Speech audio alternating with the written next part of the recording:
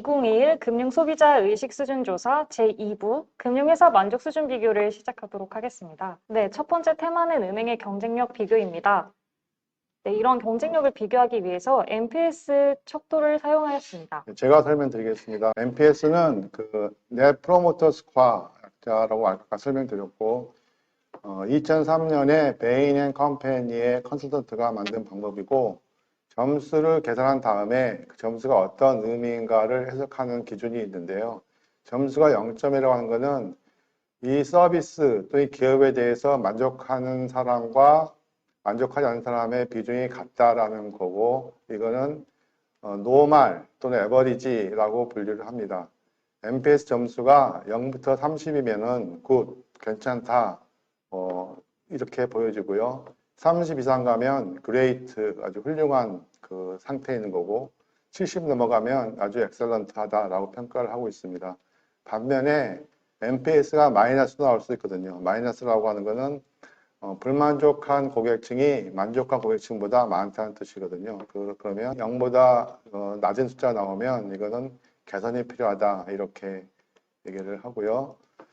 참고로 그럼 실제로 기업들이 어느 정도 NPS를 받고 있느냐라는 것을 리텐틀리라고 하는 컨설팅 회사가 21년도에 업종별 조사해 봤는데 B2B 업종 같은 경우 컨설팅 회사는 NPS가 평균 62점이 나왔고요. 업종마다 약간 차이는 있습니다. 그리고 B2C 회사인 경우에는 가장 높은 점수가 보험회사 57점으로 나왔고요.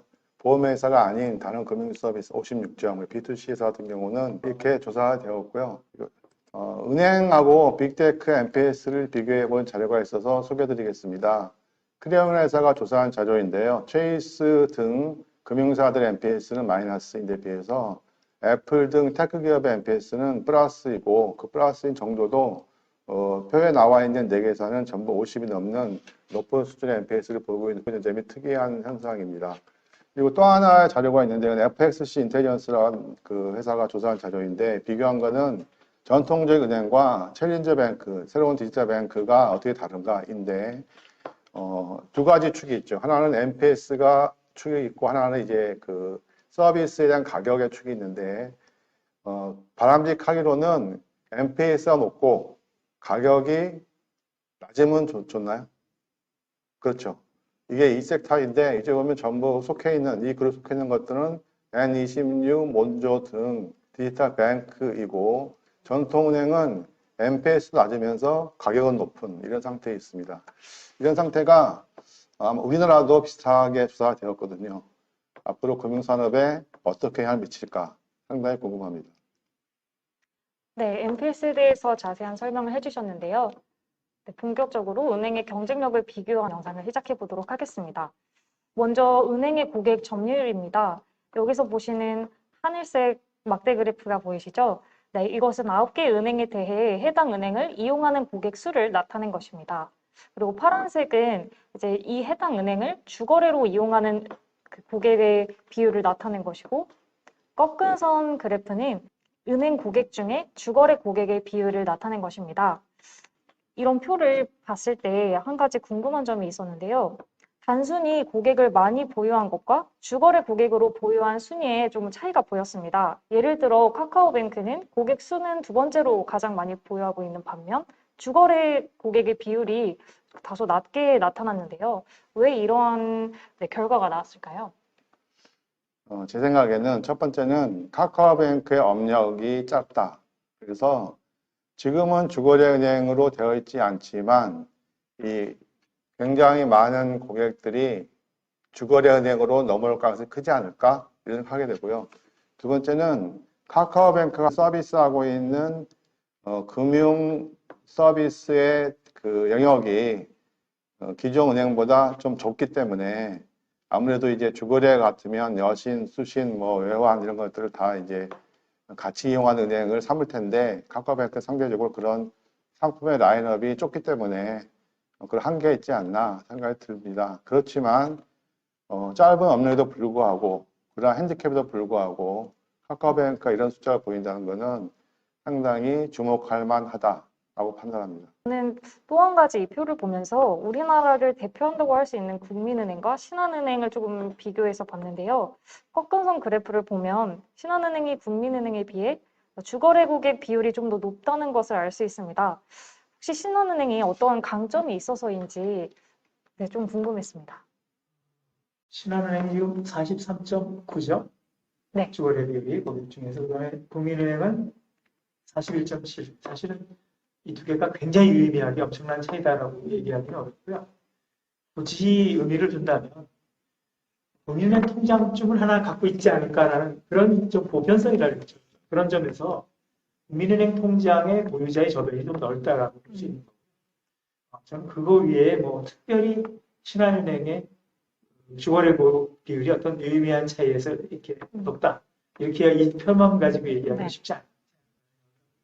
아까 카카오뱅크 말씀하셨는데 저도 동감하면서 한 가지 덧붙일 것은 지금 작년도 11월인가요? 12월 사이에 그 유명한 앱 평가 기관에서 앱 사용자를 평가했어요. 근데 드디어 카카오뱅크가 대한민국에서 가장 많이 쓰는 금융앱으로 등록했습니다. 그래서 아까 말씀하신 그 소위 포트폴리오 믹스 상품만 좀 더 많이 가미가 되면 거꾸로 저 주거래 비율이 많이 높아져서 정말로 테크 기업이 금융회사, 특히 은행을 위협할 수 있는 그런 기회가 오는 게 아니냐라는 생각도 해봅니다. 네, 다음은 조금 더 세분화해서 금융 소비자들이 이용하는 주거래 은행에 대한 만족도를 물었습니다. 만족하고 있냐는 질문에 10점 척도로 응답하였고 0점에서 6점은 디트랙터, 7점에서 8점은 패시브, 9점에서 10점은 프로모터로 분류되는데요. 여기서 세모로 표시된 이 NPS 점수가 프로모터 비율에서 디트랙터 비율을 뺀 값입니다. 네, 이 점을 그래프를 보는데 좀 참고해 주시면 감사하겠고요. 이 결과를 보면 주거래 은행에 대해서는 카카오뱅크를 제외하고 전반적으로 만족도가 높지는 않은 상황인데요. 카카오뱅크는 이렇게 만족도가 높고 나머지 은행은 좀 낮게 나온 이유에 대해서 좀 궁금했습니다. 우리가 이 도표를 보면서 느낀 점인데 하나는 은행들이 기존 은행들의 만족도가 전부 마이너스이다. 이거는 상당히 놀라운 그 결과인 것 같고요. 두 번째는 카카오와 기존 은행과의 격차가 굉장히 크다라는 게 놀라운 것 같습니다. 그 이유가 뭐냐라고 질문하셨는데 제가 이제 경험한 사실로 말씀드리면 카카오뱅크의 서비스 개발할 때에 가장 중요하게 생각하는 요소가 저희가 알기로는 커스터머 익스피리언스라고 들었습니다. 고객 경험을 가장 우선시하고 그래서 그 다른 은행과 차별화된 익스피리언스를 만들기 위해서 엄청난 노력을 한다라고 들었고요. 그런 게 원인이 아닐까라는 생각이 들고 기존 은행들 같은 경우는 이 만족도가 떨어지게 나온 거에 대해서 아마 인정하지 않을 것 같습니다. 은행들 스스로도 뭔가 좀 더 세밀하게 분석해 보고 이 격차를 어떻게 줄여갈까라는 거에 대한 노력도 필요하지 않을까 생각이 들었습니다. 네, 그렇게 되면 또 궁금한 점이 다른 은행들은 이렇게 만족도를 높이기 위해서 좀 어느 부분을 신경 써야 할지 궁금했습니다. 이렇게 보면 카카오뱅크가 2017년 7월 27일이었죠. 생겼을 때 거의 모든 언론들이 아마 이렇게 얘기했을 거예요. 앱의 참신함과 단순성과 뛰어난 직관력이랄까 이런 부분을 많이 칭찬했어요. 그 이후 한 3, 4년 동안은 사실 많은 저기 보이는 은행들이 나름대로 노력을 많이 해서 지금의 앱과 4년 전의 시중은행 앱은 정말 천지차이가 나게 바뀌었습니다. 그럼에도 불구하고 앱의 모양뿐만 아니라 프로세스가 과연 얼마큼 바뀌었을까? 예를 들어서 제가 제 개인 얘기를 해서 안 됐습니다만 몇 달 전에 마이너스 통장 대출금을 갱신을 했어요. 두 개가 있었어요. 카카오에도 있었고 시중은행에도 있었습니다. 카카오뱅크는 아시는 바와 같이 앱을 열고 앱에서 옵니다.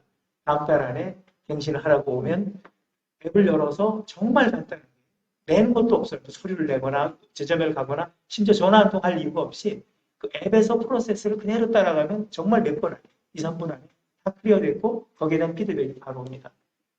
그러나 또 다른 거래하는 제 모은행은 우선 작년도에 월급 받은 내용들 내죠. 관련돼서 재직증명서 내죠. 그런 것들을 일일이 다 제출하고 한 며칠 기다려서 센터에서 승인 나오면 그 다음에 제가 전화를 받아요. 몇 프로의 대출 금리가 연장되었다.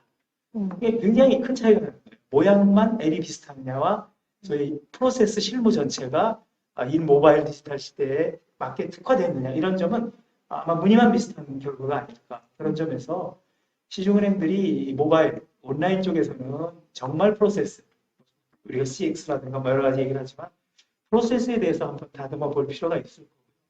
그리고 카카오에 있지 않은 오프라인에서도 아마도 많은 불만들이 있을 거야. 여전히 친절해졌다고 하지만 그런 점에서 온오프라인 총체적으로 아마 직원들에 대한 그 만족도를 제고하기 위한 노력, 그런 것들이 필요할 거라고 생각합니다.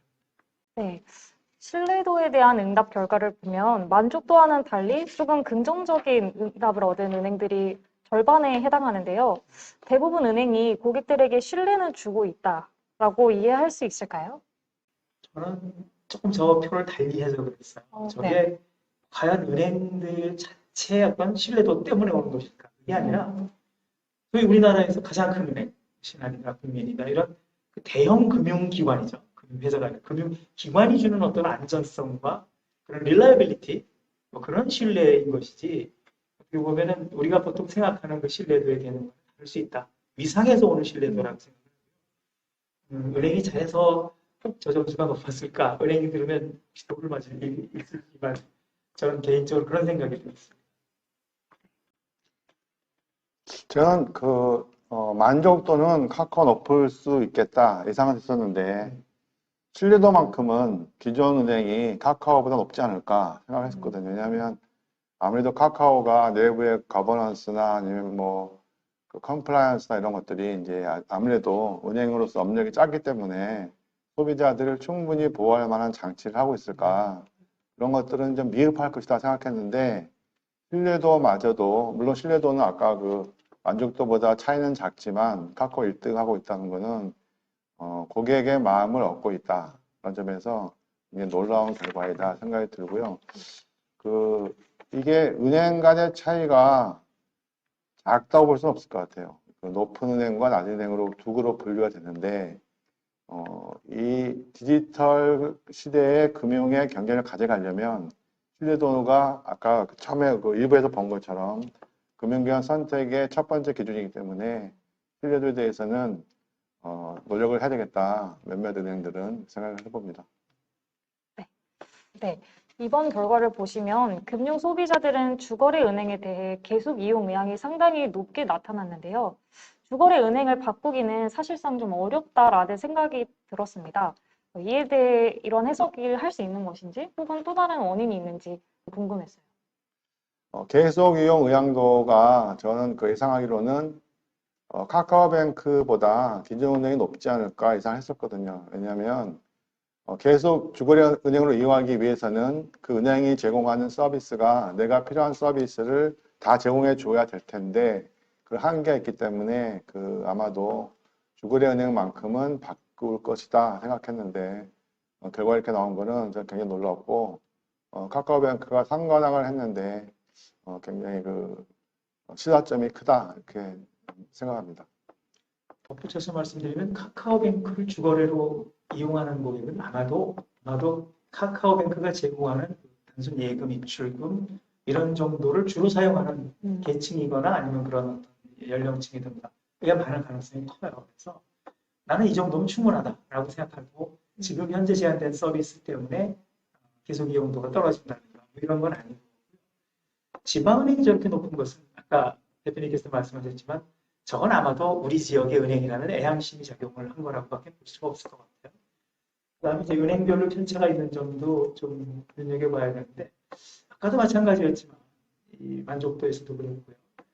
이 몇 개 은행이 지금 항상 그 아래쪽에 위치합니다. 제가 은행 이름을 행정으로 보시면 자명하니까 그거는 분명히 일관성이 있다고 생각합니다. 몇 개 은행이 계속 신뢰도에서 만족도에서 그리고 계속 의향도에서도 뭔가 이탈할 여지가 많다라는 점은 눈여겨봐야 될 대목이라고 생각합니다. 네, 다음은 은행별로 고객 인식 수준을 이제 한눈에 비교해 봤는데요. 잠깐 그래프를 설명을 드리자면 X축은 만족도, Y축은 신뢰도, 그리고 원의 크기는 방금 보셨던 계속 이용 의향을 의미합니다. 여기서 또 원의 색이 파란색인 것은 이러한 계속 이용 의향에 대한 긍정적인 응답인 것을 의미하고요. 여기서도 은행별로 좀 비교를 한눈에 해봐야 될 것 같은데 어떤 점을 좀 특이하게 보셨나요? 저는 IBK가 유독이 좀 특이하게 보입니다. 왜냐하면 아시는 바와 같이 그 국내 앱 평가 기관이 뭐 많지는 않은데요. 그 많지 않은 몇 년간의 앱 평가에서 거의 항상 1, 2등을 차지하는 것이 시단솔과 IBK의 이건뱅크였거든요. 그런 점에서 모바일 만족도 굉장히 높은 은행이에요. 요즘에 뭐 모바일이 당당해지고 그런 점에서 저 낮은 점수를 보이는 것이 저보다 좀 더 높을 거라고 생각해요. 거꾸로 얘기하면 앞서가거나 아니면 지금 잘 하고 있다고 여겨지는 모바일에 비해서 창구가 여전히 그 소위 옛날 국책은행의 IBK 기업은행의 마인드가 좀 심스럽긴 하지만 좀 덜 바뀌고 있는 게 아니냐. IT 쪽에서 열심히 하고 있지만 오히려 그 손발이 못 따라가는 케이스가 아니냐라는 점에 한번 착안을 해봤습니다. 뭐 이건 어디까지나 추측일 수 있죠. IBK 같은 경우는 저도 굉장히 의아하게 생각했는데, 이 표에 보시면, 이 가로축이 이제 만족도니까, IBK가 만족도는 2등이거든요. 그런데 신뢰도는 바닥이에요. 그래서 계속 이용 의향 정도의 원이 사이즈가 작죠. 그것은, IBK 같은 경우 노력해야 될 부분이 있다면, 고객의 신뢰를 얻는 쪽으로 더 노력을 해야 되겠다라고 생각이 들고요. 이 표를 보시면 그 정상적인 경우라면 신뢰가 마이너스이고 만족이 마이너스이면 당연히 이 계속 이용 의향 정도가 빨간색으로 나와서 이탈을 해야 될 것 같은데 신뢰와 만족이 마이너스에도 불구하고 그 계속 이용하겠다고 이제 되어 있지 않습니까? 근데 그거는 어떤 점이 있는가라고 하면 은행을 바꿈에 따른 그런 그 고객이 지불해야 될 스위칭 코스트가 존재한다. 일종의 그 락인 효과가 있다라고 보여지죠. 근데 이제 이것이 은행들의 이 그 도표에 나와 있는 거를 세 가지 그룹으로 볼 수 있을 텐데 독야청청, 카카오뱅크 그리고 신뢰는 높지만 만족시키지 못하고 있는 세 은행 그리고 신뢰와 만족이 다 마이너스인 네 은행 플러스 또 something 세 그룹이 있는데 아마도 제 생각에는 계속 이용 의향도 많고 만족도 많은 카카오뱅크의 고객 점유율은 증가할 것이다. 그리고 이 세 개의 은행 같은 경우 고객 점유율이 떨어지지는 않겠지만 카카오뱅크가 고객을 끌어가는 거에 대한 영향을 받을 것이다. 라고 보여지고 이 네 그룹 같은 경우는 고객이 스위칭 코스트를 무시할 상황이 된다면 예를 들어서 오픈뱅킹, 마이데이터 이런 제도에 의해서 고객이 계좌를 바꾸기가 쉬워지고 자금 이동이 쉬워지면 스위칭 코스트가 줄어들 거기 때문에 이 그룹에 속하는 은행들은 뭔가 변화가 없으면 고객 이탈이 짧은 시간 내에 빨라질 수 있다. 결정적으로는 토스뱅크가 들어온다. 라고 하면 토스뱅크는 이 표에 어디에 위치해 있을까에 따라서 고객 이탈 속도는 더 빨라질 수도 있다. 라는 그 신호를 보여주고 있지 않나 생각합니다. 네. 은행은 여기까지 알아봤고요. 다음은 보험사의 경쟁력을 비교해봤습니다. 앞서 살펴본 은행의 경우와 마찬가지로 고객 점유율을 이렇게 표현을 해봤고요. 보험회사의 경우 거래 고객 비율 순위가 주거래 고객 비율 순위와 크게 다르지 않은 모습인데요. 금융 소비자가 보험회사를 은행에 비해서는 좀 다양하지 않게 이용한다고 해석할 수 있을지 여쭤보고 싶었습니다. 그렇죠. 아무래도 보험사는 은행 상품이나 아니면 카드 상품처럼 모든 사람이 쓰거나 여러 개를 쓰는 그런 상품은 아닐 것 같아요. 요즘 보험 많이 들린다고 하지만 아마도 자동차 보험이나 실손보험 정도가 모든 사람이 입에 오르는 내용. 그런 점에서 덜 대중적이고 제한적이다라고 생각을 합니다. 그다음에 저 비율이 큰 편차 없이 저런 그래프를 보이는 거라고 보이죠. 여기서 재미있는 게 DB 손해보험인 것 같아요. 방금 말씀하신 패턴에 안 맞지 않습니까? DB 손해보험하고 우체국보험. 네. 거기에 대해서는 어떻게 생각하세요? 혹시? 저기는 그 약간 특화된 시장을 갖고 있지 않나 생각됩니다. 그러니까 DB손해보험 전통적으로 자동차 보험에 강하잖아요. 우체국보험 같으면 나름대로 그 특정 고객층이 있고 네. 그러니까 특정화된 고객 집단에서의 갖고 있는 고객 충성도는 상당히 높다. 근데 그걸 일단 제외하고 비교해 본다면 비슷하게 나오지 않을까. 네, 이번에는 주 이용 보험사에 대한 만족도를 알아봤습니다. 보험사에 대한 만족도는 대부분 긍정적이지 않은 모습인데요. 보험사에 대한 만족도가 이렇게 조금 낮게 나타난 이유? 그런 게 무엇일까요? 조금 전에도 말씀드린 거에 연장선인데요. 이렇게 보면 좋을 것 같아요. 보험업은 전통적으로 은행업에 비해서 신인도랄까 이미지가 사실 그렇게 밝지는 않았습니다. 보험업에 쌓여있는 이미지가 있었거든요. 그런 부분들을 아직 떨치지 못한 부분이 분명히 있고요. 낮은 신인도라든가 보험 상품에 대한 부정적 인식이라든가 또 불안정 판매도 비교적 더 빈번한 편이에요. 그런 것들이 완전히 아직 불식시키지 못하고 있다. 뭐 그런 반증이라고 청취자분이 얘기할 수 있겠습니다. 제가 보기에는요, 지금 우리가 데이터를 정리할 때 원래는 손보화와 생보를 따로 정리하는 것이 이제 맞긴 한데 저희 그 모집단이 크지 않기 때문에 같이 정리를 했고요. 같이 정리하다 보니까 발견한 현상은 평균적으로 특정 회사는 다른 경우도 있지만 평균적으로 손보가 생보보다는 만족도는 없다라는 것을 알 수가 있고요. 그 이유는 아마도 그 손보 상품이 좀 더 고객 친화적이다 라고 볼 수 있고 생보 같은 경우는 금융 민원이 가장 많이 발생하는 영역이기도 하고 그래서 이제 그런 점들이 어쩌면 그 보험업이라고 하는 거에 어떤 뭐 숙명이랄까 뭐 이런 점도 있지 않나 생각이 듭니다. 네, 다음은 보험사의 신뢰도를 한번 살펴봤습니다. 네, 1, 2순위에 해당하는 보험사와 그렇지 않은 보험사 간에 조금 차이가 어느 정도 발견되는 것 같은데요. 이러한 결과에서 좀 볼 수 있는 시사점 같은 게 있을까요? 그러니까 이제 언제 한번 기회가 되면 그 우체국 보험과 신한생명을 벤치마킹 해볼 필요가 있다 생각이 들고요. 저희도 따로 한번 조사를 해보고 싶은 것이 은행에서 카카오뱅크는 그럴 이유가 있겠구나 라고 짐작이 되는데 우체국 보험은 또 그렇다 치고 신한생명은 아까 만족도, 신뢰도 그 좀 다른 보험사보다 차이가 많이 나는 이유는 무엇일까라는 게 궁금하고 그런 점이 특이한 것 같고요. 전반적으로 만족은 하지 않지만 신뢰는 조금 높은 수준인 것 같습니다.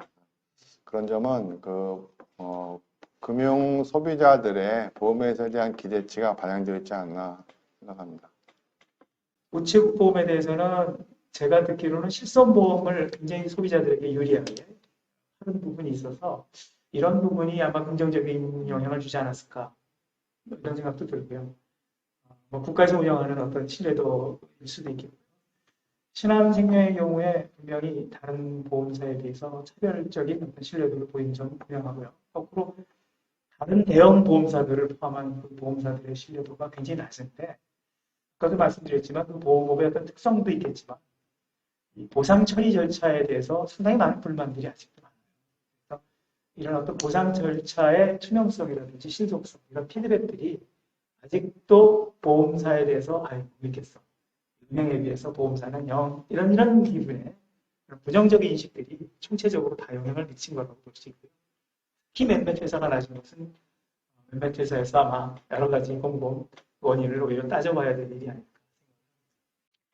네, 은행과는 좀 달리 주이용 보험사의 계속 이용 의향도에 대해서는 계속 이용할 의지를 보인 고객도 존재하지만 많은 보험사들에서 주이용 고객이 이탈할 가능성도 좀 보입니다. 큰 금액의 자금이 있을 수 있는 주거래 은행과 달리 보험사는 상품 해지, 가입 등 보다 조금 더 쉽게 주이용 보험사를 좀 옮길 수 있지 않나라는 생각이 들었는데요.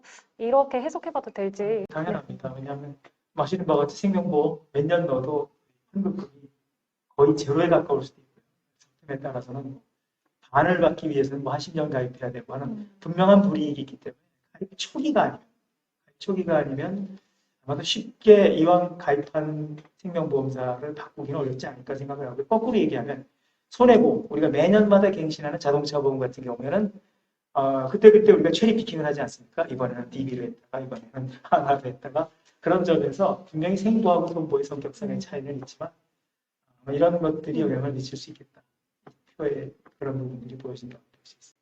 네, 다음 표에서는 보험사별로 고객 인식 수준을 또 한눈에 알아볼 수 있게 정리를 해봤는데요. 많은 보험사들이 고객에게 주는 신뢰도와 만족도가 다소 낮아서 계속 이용 의향에도 부정적인 영향을 받은 것을 좀 볼 수 있습니다. 보시는 것과 같이 좀 적색의 원이 많은데요.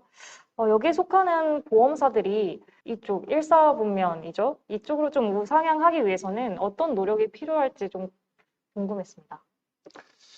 투이 컨설팅에서 만든 그래프 중에 어떤 게 있냐면 보험사의 수익을 한 과거 10년 동안 쭉 비교한 그래프가 있는데 그 그래프를 보면서 제가 좀 놀랐던 것은 대부분의 보험사들의 수익보험료 총액이 10년 전과 비교해서 거의 같다는 거죠. 그래서 왜 그런가 보험사 임원들하고 얘기를 해봤더니 보험 시장은 기본적으로 인구수의 디펜던시가 크다. 사람이 늘어나야 보험료가 늘어난다. 그런데 사람이 늘어나지 않으면 보험료 수익은 늘어나지 않는다라는 거고요.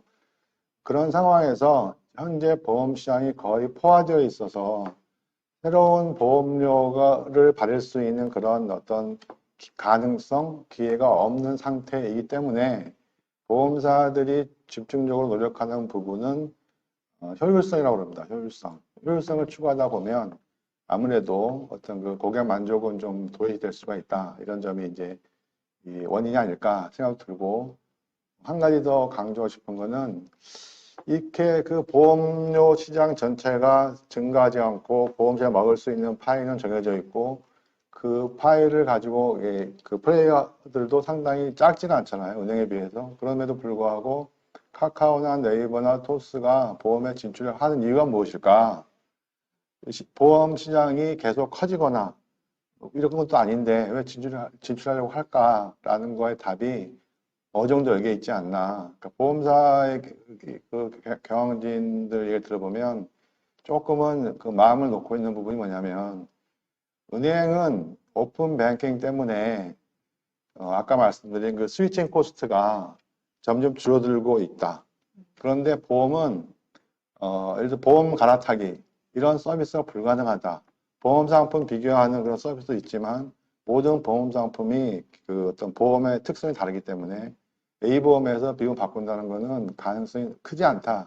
다시 얘기하면 그런 스위칭 코스트가 크기 때문에 좀 안심해도 된다 이런 마음이 있었는데 아마도 그 테크 기업들 생각이 다른 것 같아요. 지금 보시다시피 우체국 보험은 이제 그 보험 산업 전체 차지하는 비중이 작기 때문에 오늘 조금 줄여서 얘기한다 치더라도 몇 개 보험사, 신한생명, 삼성화재는 뭐 긍정적이고 그 밑에 그룹들도 우상향 가능성이 있지만 나머지 보험사들의 보험 고객은 상당히 취약하다, 이탈 가능성이 있다. 그러니 빅테크가 더 편리하게, 더 만족하게, 더 믿을 수 있게 서비스한다면 시장에 진입할 가능성이 크다라고 생각하기 때문에 뒤집어 얘기하면 보험사들이 그 점에 대해서 고민해야 된다라고 생각합니다.